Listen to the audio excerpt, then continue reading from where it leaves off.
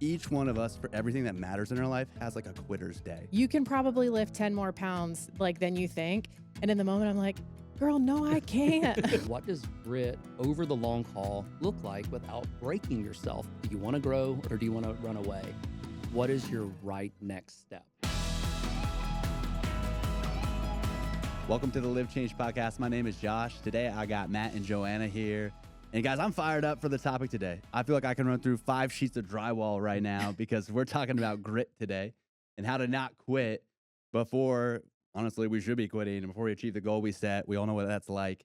But to get us started, have you guys ever heard of Quitter's Day? No.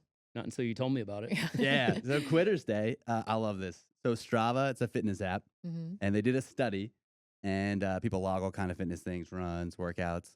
And they determined that there's this one day where people are most likely to quit on their fitness goals. And they determined it was the second Friday in January. That about 80% of people who set out on that journey will either quit or waver at that point and be like, you know what? Today's the day. I'm done. I'm quitting. And I bring that up today, not because we're talking about fitness or New Year's resolutions or anything like that, but because I think each one of us, for everything that matters in our life, has like a quitter's day, a day where it's just easier to phone it in. And so as we're talking about grit, maybe it's just helpful even to start with like, when you think of grit, hey, having something inside of you that's like, I'm not going to quit. What do you think of? Well, I know we talk about it with our kids as like a stick with it muscle. And so it's like, hey man, stick with it. Like you can do it. Even if you don't want to, you can do it. And so I think that's, how Kevin and I talk about it at home. I think back to, for me, grit is my dad used to have me do yard work with him. And my dad loved to use the hedge trimmer. And we had like 5,000 hedges at our house. And so he would just go start trimming all the bushes. And then he'd be like, you go pick them all up. And I remember it would be in Georgia. It'd be 5,000 degrees. Every bush we owned had thorns in it. And I would get about halfway through and I would be like, this is the worst job ever. I just want to stop. And grit to me is saying, I'm not going to stop. I'm going to get all the bushes picked up. And then just not, like everything in me wanted to quit. But it was just like, okay, just another 30 minutes worth of work. Just get it done. And so it's that moment of like, man, I just want to be done. But I'm going to finish it. A couple of years ago, I heard Angela Duckworth, she wrote a book on grit. And actually, even prepping for today, this definition was really helpful. Passion and perseverance for long-term goals. And so then even when I think about back to that, like stick with it muscle, just a couple of weeks ago, Finn just picked up the drums. And so drums, actually, you can get away with a lot. Like it actually sounds like he's making music. And so I'll go up to his room, right? And it's like, hey, are you actually using the music, right? And learning how to read the music. It's like, no, I'm just like riffing. Okay, cool. Let's get the music out and like learn how to do the music. And immediately, like what he hates about learning how to do the music is he has to run the play, or like in like your story, right? You have to actually do the work of like picking up the limbs. And so that is like, no, dude, like we're going to stick with it. We're going to like, because his long-term goal is like, yeah, I want to be an awesome drummer. Like I want to be on stages one day. I want like to love to drum. And so it's like, man, then you got to stick with the short-term pain to like get to your long-term goal. So like the deciding factor is that long-term arc, because anybody can have grit for like a minute, 5 minutes, a week, but it's that long-term that says it, which is interesting because that it really gives us the chance to like make it a part of us then if we want to and if we're willing to. And maybe that's like another place we can go with this. So like sometimes when we think about grit, think of like, I'm just not a tough person. Is grit something we can develop? Talked about being a muscle even. Yeah. Well, it's interesting. You mentioned Quitter's Day. I've also heard the idea of like the day after perfect, where it's like, hey, it's been really easy for me. Like just to even stay with the fitness thing. It's like, I've worked out 7 days in a row. And then day 8, I don't want to, and I don't. And so now like day 9 is like the day after perfect. And you have to decide, hey, am I going to jump back on the bike? Am I going to go for that run? Or am I just going to fall into the trench of like, nah, I'm out. Like that was cool while it lasted, but like, I'll just have to live with my 7-day streak. And so I think the growth or in that capacity of grit is like on day 9 saying, no, I don't feel like it, but I'm doing it anyway. And not letting that kind of like day after perfect mindset or like that quitter's day say, hey, I'm done forever. But it's like, no, I'm going to do it even if I don't want to. Matt Fitzgerald, he's a sports writer, and he's written several books on like performance athletes, endurance athletes.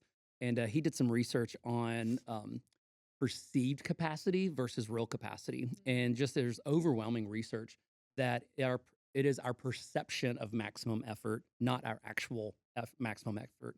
And so I remember reading through that and I was just like, man, so much of it is mental. It's just the mental threshold of I'm done whenever my body's like, I'm not. But it's like, no, no, no, I am. And then once you push through it, all of a sudden you're like, oh, I do have more. And I remember reading that while training for some endurance rides. I used to be an endurance cyclist. And so I do these like 150-mile rides. It's a really fun season for my life. And I remember reading that while I was training through it. And it was talking about how when you develop endurance physically, how that translates to endurance emotionally. And I remember during that season, we had a really just a tough leadership season I needed to lead through. And I remember having more endurance to lead at work because of discovering the endurance mentally on the bike and realizing there was a direct correlation of I got grit there and it helped me have more grit in the tough conversations at work. Yeah. Yeah, it's funny, like the capacity thing. So I use like the Peloton app, like you mentioned Strava. And anytime I'm taking like a strength class, they're always saying, you can probably lift 10 more Hmm. pounds like than you think. And in the moment I'm like, girl, no, I can't. Like this is all she wrote. Yep, yep. And so the times I've stepped into like, okay, fine, like I'll try it. Like you do surprise yourself Yep, a little yep, bit, yep. especially like if you step into that. And so anyway, yeah, that was the other kind of mental image from like a physical like endurance. What's interesting too is this whole idea of like, hey, doing something for a long time. It's almost like if somebody thinks, hey, I'm not a tough person, I don't embody grit, maybe even starting by looking at your life, like, what's just something you do all the time? And like, that's been somewhat uncomfortable. Are there ways to like add more discomfort? Mm. Mm. Or even just like a proven track record of like that thing you do, practicing drums or music. Maybe not something that's like a bike ride that people would already be like, hey, that's really hard. But it shows some level of discipline and mental fortitude to get through. It's like anchoring ourselves to that almost tells Hmm. ourselves like, oh, I am a person who can do this thing. It's funny for me. It's not, oh, this is going to be terrible. It's that inner 3-year-old just throwing a tantrum saying, I Mm. don't want to do this. Yeah. Yeah. Like, I don't want to do this anymore. And so, like, I think about that with homework. Man, I'm a terrible speller, terrible. And I remember like fighting my mom in elementary school on Thursday nights before the spelling test on Friday, being like, I just don't want to do this anymore. But that same feeling when it came to math, when it came to tough leadership moments at work, to tough seasons in my marriage, tough seasons with my kids, of just like that inner child just screaming, saying, I don't want to do it.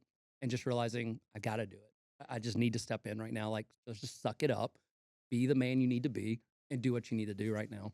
Yeah, and so much of that too it can come down to wiring.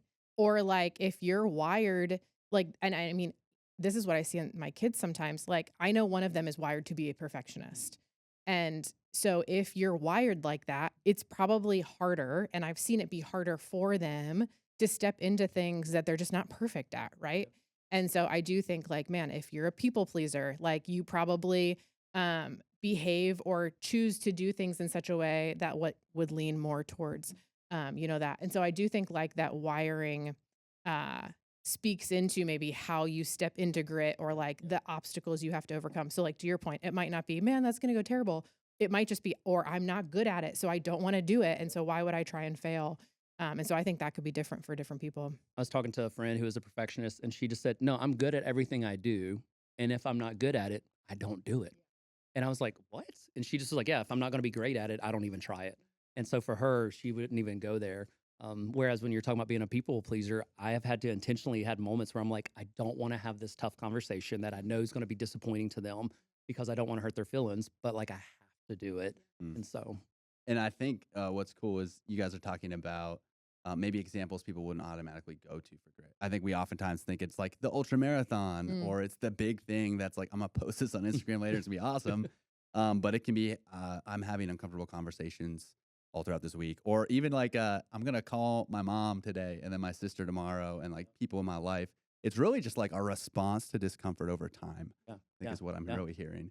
And that's like, that should be enough for anybody, regardless of whether you're like, hey, I get off the couch and run, or I embrace hard things to be like, I can embody grit today Yeah. in some way. Because I remember, so Pearl and I, we've celebrated 20 years of marriage. I love my wife. I love my marriage. I'm so happy for the marriage we have. But there's been seasons that it's been really hard. Yeah. And there's been seasons that like, you're just crossed, like you're just missing each other and you're digging through stuff. And I distinctly remember different moments where everything in me just wanted to be like, I don't care to say I'm sorry. I don't care to go listen again. I don't care to unpack your emotions. Like, I just want what I want, and I want to keep moving on. And just that moment of like, no, no, no, I've got to choose to stay tender. I got to choose to stay invested. I got to choose to stay responsive. Um, and grit wasn't being strong. Grit was actually choosing to be soft and be attentive, but staying focused and in the moment when everything in me wanted to run away. Yeah, and it's interesting even thinking about like all of the stories in the New Testament with the disciples. Like I do think it is interesting, right? Like so we have scripture and we have these different accounts, but we also don't have like the minutes and Mm, breaths and like yeah. steps in between some of those accounts. And so it's like, man, when you read things that it's like, they traveled here. Well, it's like, well, how do you think they traveled? Probably by foot. Or, Yep. it's Yep. like Yeah. how much like grit and determination would it have needed to step into like what the moment required of them, knowing that their long-term goal was to introduce more people to Jesus. And so it's like, man, when I think about whether it's something as grandiose as like a mission like that, or if it is just like, man, my kid really wants to learn how to play the drums to be a great drummer, like it is that question of like, what does the moment require of me to be able to step into that? And I think the gap in between where I am today and like actually doing what the moment requires, I think that's where capacity can be grown. And so it's not like I'm not going to go bike 100 miles tomorrow. Like this is not Yep. Yep. going to happen. And I'm sure it didn't happen for you. Mm-mm. And so it's like over time, like my husband runs marathons, and it's like, man, he couldn't run a marathon on day one. Yep. He had to step into what the moment required was the training and the hard work to be able to get to all of those miles. And what's interesting is like I I love that somewhere along the way, God put something in my head that when I have that I don't want to inner child kind of throwing a tantrum, that became almost a deciding moment of like, do you want to grow or do you want to shrink? Do you want to develop or do you want to run away? And I there's times that I've ran away, there's times that I shrunk, but then there's also times where it's like, no, no, this is a growth moment. This is a moment that's worth the investment.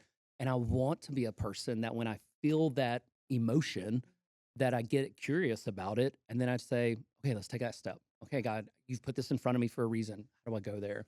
Versus shrinking away from it. Because I think it's those become the small steps that Hmm. make your Mhm. life go somewhere.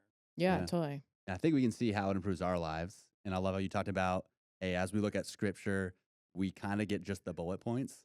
And it's like we don't think about what it would take for Mary and Joseph to go to Bethlehem on a donkey, or for Joshua to like do all the leadership challenges of mobilizing this nation. We just get the highlights. Yeah, you read in like 4 paragraphs and you're like, Yeah. oh, cool. I'm glad it worked out Great. for them. Yeah. Yeah. And then you talking about, hey, God's put something in that inside of us that's like, hey, we should have grit. I'd love to talk now about, hey, I see how value, like I get value of it. Um, Man, why does God care about grit? Like I care Hmm. about it. I want to be successful. I want to be somebody that like doesn't shy away from hard things. But why does the grit in my character through it matter to God? Man, I think about Galatians 6:9. This was a verse that became an anchor during some of the hardest seasons of my marriage. That just says, "Let us not become weary in doing good, for at the proper time you will reap a harvest if we do not give up." And it's just those moments of like, man, let's just keep chipping going forward because I think God has that perspective of this is where you're going if you don't give up. Whereas right now, I just see the pain, the discomfort, the frustration of the moment. And God's like, no, no, no, it's just keep pushing, just keep pushing, just keep pushing because He knows what's right around the bend. I think the hardest thing in that verse is at the proper time, Yeah. because I don't get to decide when that Yep. is. Yep. Yeah. Like like even an educated guess, it's like half the time that's wrong. God wants to do something Yep. more, something beyond what you can imagine, and it's hard. Yeah. Hmm. Yeah. Yeah. Yeah. And I mean, one of the things we say even a lot on our staff team is like, it's more important who you're becoming than what you do. And so, like, it's the who you're becoming, man, that's what matters Yep. to God, not just like what I did today. And that doesn't mean what I did today doesn't matter, right? But it's like the macro, like the more important thing is like, am I becoming more like Yep. Jesus? And so, yeah, I think God cares about that a ton. And I think that takes a lot of grit and again, like perseverance to get there, right? It's like when in scripture it says, love your neighbor.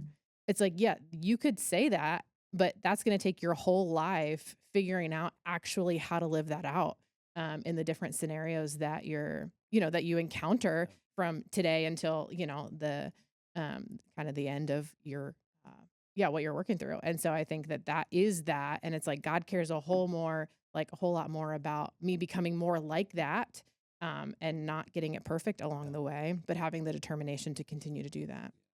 I just had a chance to do the leader track that we just rolled out on the church's website. Hmm. And so Paul Axon and his team does it with team development and resourcing. It's phenomenal. I loved it. And one of the things they had us do is they had us write our personal mission statement. And one of the things that class kind of stirred within me that echoed what my counselor has been talking with me on is my counselor a couple of years ago just said, what does faithful look like? Like, stop worrying about tomorrow. Stop worrying about what you're achieving. Stop worrying about the accomplishments. What does faithful today look like? And it was fascinating to, within that leader track, to write my personal mission statement. And for me, it ends with, until I hear, well done, good and faithful servant.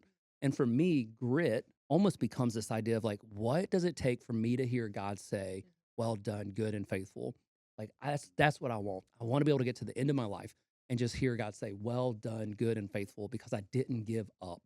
And I kept persevering because he had a big picture that I just trusted was going to come. Yeah, it's good. I think what I'm hearing is grit is essential to character, and character is essential to following Jesus and modeling that well, and being a good and faithful servant in the end. Where it gets tricky is the whole time piece, where it's like, man, I think time makes cowards of everybody, right? Oh, where man. it's just like, again, we can do stuff, we can be faithful today, but the idea of like, man, what does faithfulness look like for 20 years is overwhelming. And so, what's maybe something you'd have for some of our listeners right now? They're like, hey, I know following Jesus requires grit. I'm getting a little bit overwhelmed when I think of the big picture of what that looks like. How can we reduce a little bit of what that faithfulness may look like today? I love how John Wilkinson, he often will say, what is your right next step? Like, it's a million righteous small steps. And I remember, just for me, that was a gift to me years ago of, man, what's just the next right thing? And so what does it look like for me right now to love my wife? What does it look like for me right now to love my kid in this moment? And then how do I just choose in this moment to do the right next thing and not worry about the next 20 things that come? So I think sometimes Satan makes me overwhelmed with the next 20, whereas, man, if I just focus on the next step, I got to run a marathon with your husband as well.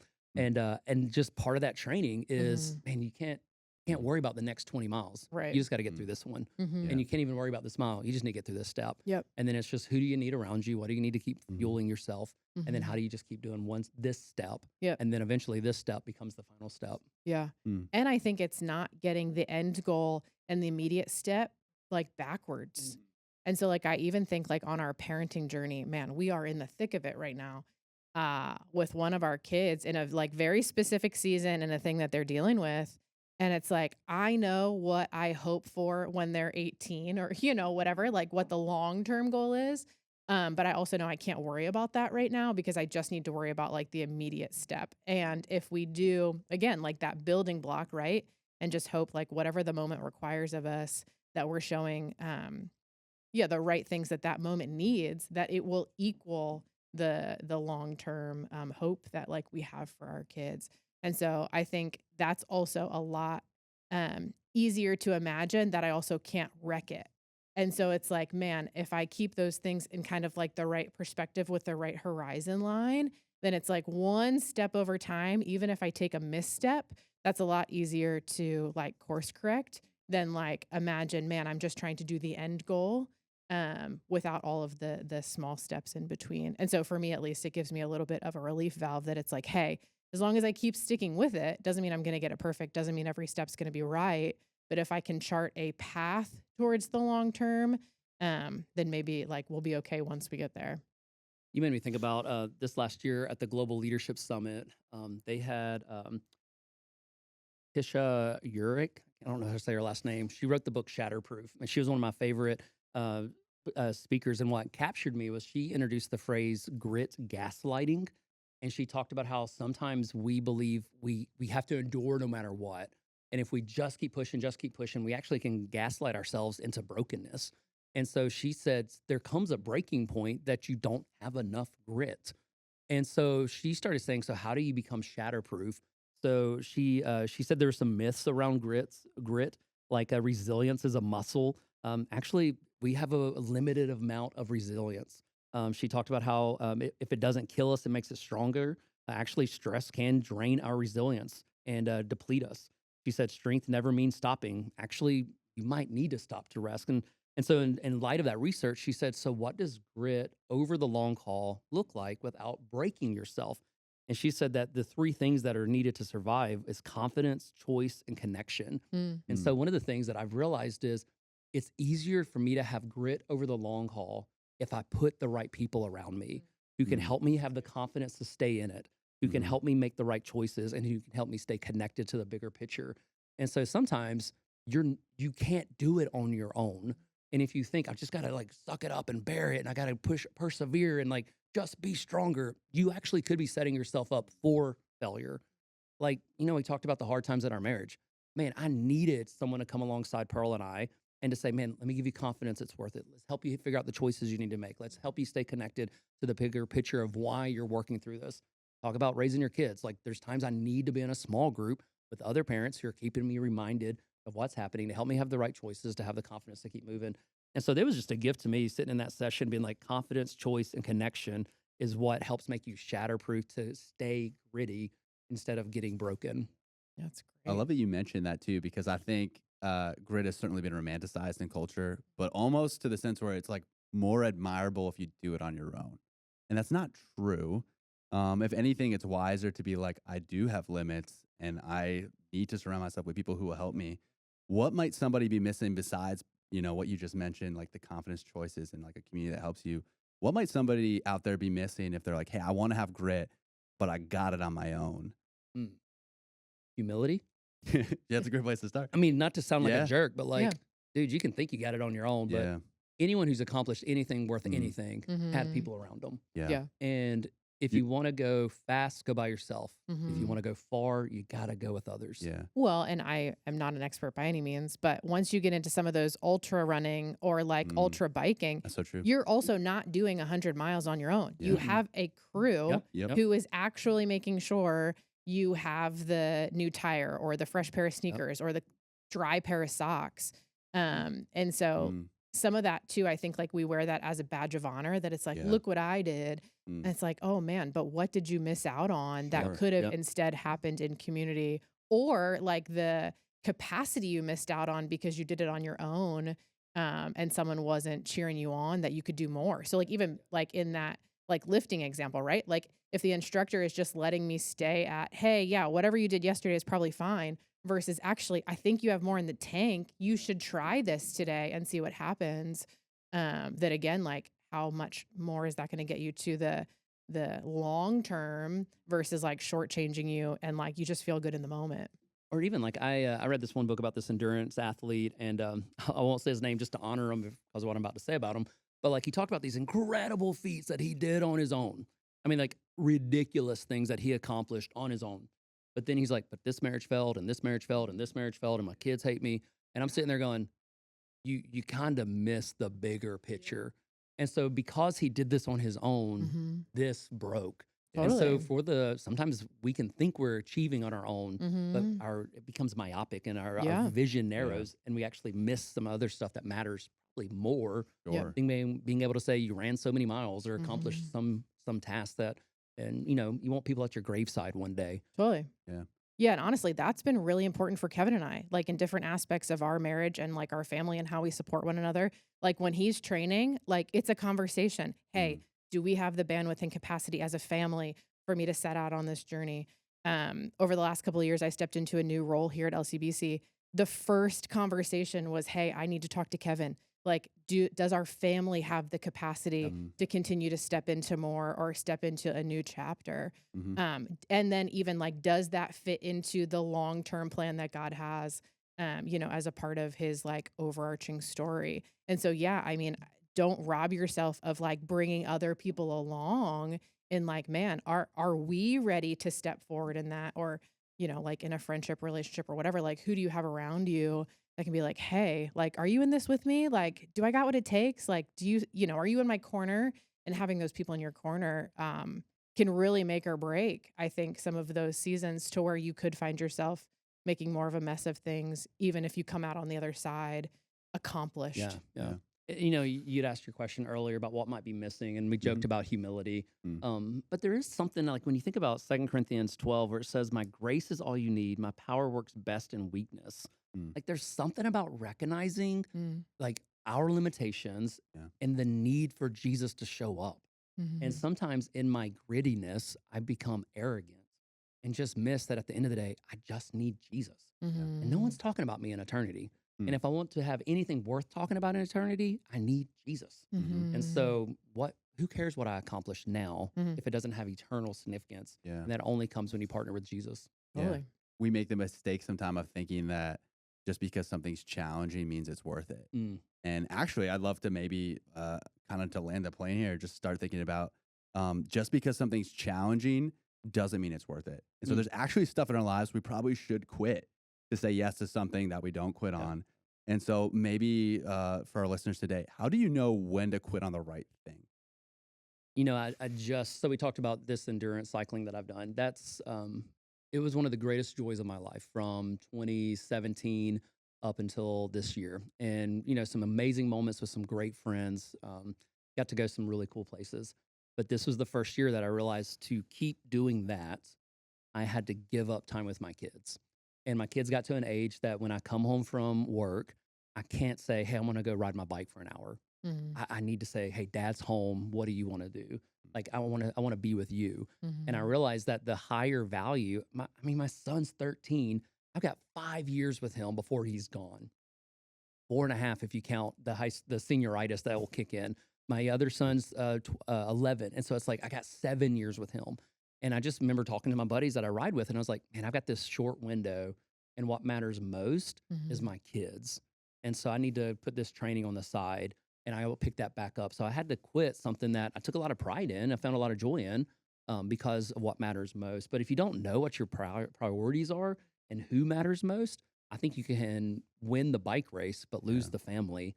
And then all of a sudden look back and be like, man, I chose Yeah. poorly. Yeah, grit's Yeah. almost a detriment in that Yeah. case. It's not Yeah. just grit, it's where you place it. Yeah. If you place grit in the wrong direction, you're almost worse off Yep. than like, well, I tried that thing and it didn't work, and now I'm back to the thing that matters. And that's with jobs. There's people who they sacrifice their families to different jobs or Mhm. got to run this business or launch this thing. And it's like, no, it's actually stealing something more important or it's not the right season. When I came on staff, I came on as a 22-year-old. I was so immature, so immature. And so I ended up getting paired with this coach, and he was just kind of like this life coach. And he had me do this exercise where he had me write down my top 5 priorities/relationships, and he had me put them in an order. So I think at the time I wrote like God, my wife, LCBC, family, and I was like, this is good. I'm a pastor, so I'll put God first, and then wife's got to be second because I'm newly married. And he goes, well, first of all, you got it all wrong. And I'm like, all right, tell me what the right answer is.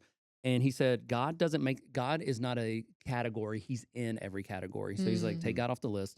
And then he said, your number one priority is you. And so what this ended up becoming is the number one priority for me in my life is me, because a healthy me is the most selfless thing I can bring to the world. Mm. Then it's my marriage, then it's my kids, then it's my closest friends and family, then it's LCBC. And so the most selfless thing I can do as a pastor is have a healthy family. Mm. To have a healthy family, I got to have healthy kids. Have healthy kids, I got to have a healthy marriage. Have a healthy marriage, I got a healthy me. And so what I realized is I have to have my priorities and I have to know what they need to be healthy. Mm. And for Pearl and I, we have to have seasons where we sit down and we have to decide who matters most, what matters most. And then that determines where we need to put the most effort in. So when you talk about putting grit in the different slices, there's times that I need to put more grit into my marriage. There's times I need to put more grit into the season my kids are in. And then there's times where it's like, no, I just need to pour more grit into my physical health right now or to my mental health. But if we're not having that conversation with who matters most, don't know what matters most. And then you run the risk of getting down the road and being like, man, I wasted that. And so I've heard, hey, it's not just grit, it's placement of the direction, but also what you guys were saying too is just self-awareness. Mm. Sometimes of yourself, sometimes of the season you're in, just as a Mhm. couple or a family. As far as like, where do I need to put the grit right now Yep. that it actually gets the biggest return on investment? And and part of that too is we do need people around us who will say, suck it Totally. up. Yeah. Like, do more. Yeah. Be a better husband. Mhm. Dig in. Because I think there's sometimes we don't know our capacity. Mhm. And so I think if we start gauging our grit by ourselves, we can get ourselves in danger. Because I'm guilty of thinking I can do too much and I hurt myself. Other times I think I can't do enough and I shortchange myself. And so I think as we're engaging this conversation, you gotta have wise voices around you because some people, the marriage isn't bad. You're just selfish. And you need to learn how to be less selfish. Your kids aren't broken. You just need to learn how to parent and you need to learn how to meet them in the needs. Your boss isn't terrible. You need to learn how to be a better follower and communicate at work. Like we kind of say these things are awful and we start to check out. Or something could be truly broken that you need bigger help on. And so making those decisions of do you have enough grit or have you done too much? You got to do it in community with wise people. Yeah. You guys have given us a lot to think about. And so for our listeners today, man, as you're evaluating what role does grit have in my life, first, it may just be starting with realizing what directions God has put in your life to chase after. Is it the right direction? Is it the wrong direction? Is it in alignment with your priorities? Or even maybe doing an audit of, hey, what season am I in? What's important to me? How do I bring my best self to the things that I actually care about? It may also just be identifying that grit in your life is going to be for the long term. It's not going to be just today. It's going to be how you do that over and over and over again. It's just finding some type of sustainability there. Or maybe finally, it's just recognizing that through grit, God is actually producing your character. That who you're becoming is way more important than the marathon or the accolades or whatever it is you're chasing right now. And as you lean into that more, God will continue to change your heart so that He can do even more through you than just the trophies on the wall. So this has been the Live Change podcast. If you enjoyed today, got something out of it, feel strengthened to take one step closer towards things that require grit, man, hit like or subscribe or send this to somebody in your life. And now that your life changed by Christ, go and live changed.